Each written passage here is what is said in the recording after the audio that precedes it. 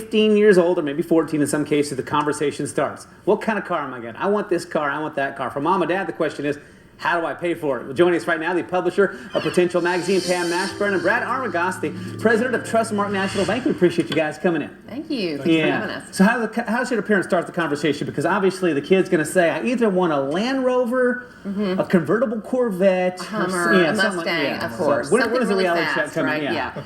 Well, so we have been looking at different car tips, and we've got 5 good ones. When you're looking at that car, 1, look at gas mileage. Because I know from a fact, we have a child that has a Jeep Cherokee, and it is a gas guzzler. Yeah. And he didn't consider that when we were looking at it. So look at that gas mileage. And then the second cost to think about, even before you buy the car, is insurance. So when you're looking at cars, call your insurance guy and say, how much is this going to cost? Right. At our house, we found that when we added our 16-year-old boy on, our insurance doubled. So what it was for my husband and I together, it just doubled. I understand boys are more expensive than girls. Yeah, too. but they're still both expensive. Yeah. So check on that, because some cars are less expensive than others.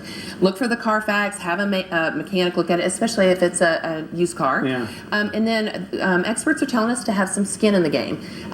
Dave Ramsey talks about having your child pay for half of it, or at least pay for tires and insurance. So think about that so that they will take better care of it. And then the last thing I want to talk about, which is probably as parents our most important consideration, and that is safety. And so J.D. Powers and Associates says that it's not just about size. So look at, go online and look at the safety reports for things.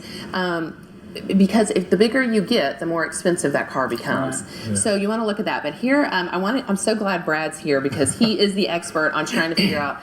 And we found out that teenagers are 10 times more likely to have an accident than other people. That's believable, because they're so new and they don't know. You don't know until you have that experience. No, and I don't think they're as good at drivers, and every generation I'm sure says that, but my kids were sitting in the back playing Game Boy, texting, watching videos, and I don't think they really have been watching as much as we had to. We didn't have anything else to do but watch, right? So we learned a lot just by being in the car. So I think safety is a big issue, and so we did a survey at Potential Magazine and found out that 42% of our parents are looking to buy a new car for their teen.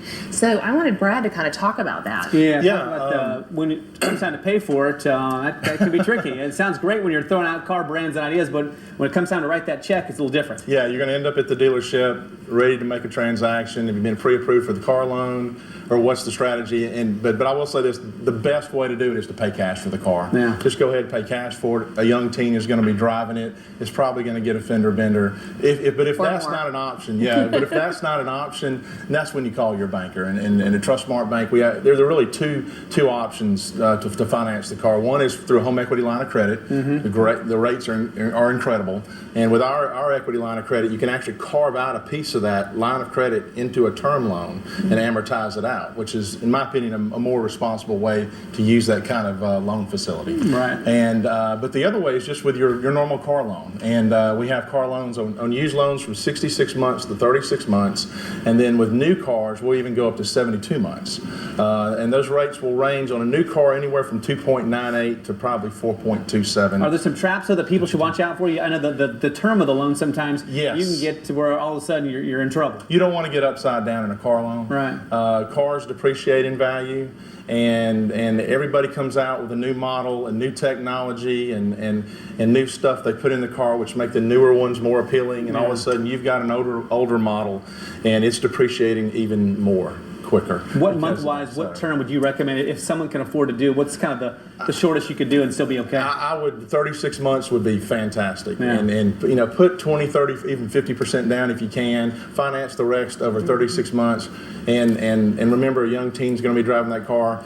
But here's another option. A lot of parents sometimes want to give their car to their kid and then go out and find another car. So this can be a great thing for the parents in that way. I'm getting a new car. I'm getting a new car. You take the beater. That's right. They don't want the minivan. I don't understand. Well, hey, if it's safe, that's what they got to do with. Potential Magazine's got this and a whole lot more. Pam, remind folks where they can find Potential Magazine. At all the schools and anywhere you're going to find parents and teens, hair salons, beauty salons. Go online and look at it, but this is on the shelves today. So we're excited about the Sweet 16 issue. Good information. Used car, make sure it's safe, and if you can pay cash for it, do that. Yeah, absolutely. Good advice. Thank you guys for coming in. Thank we you. appreciate you joining us. And from